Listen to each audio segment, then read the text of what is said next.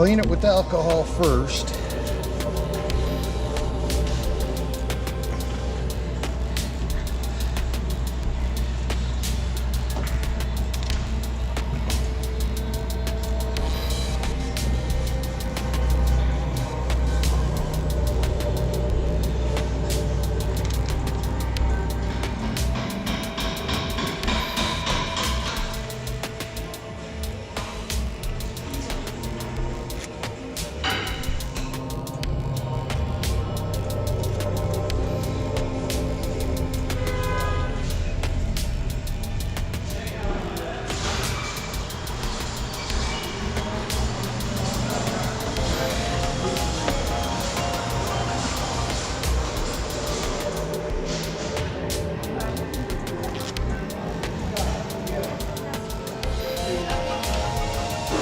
Push on this end to get it up flush, or you push it down.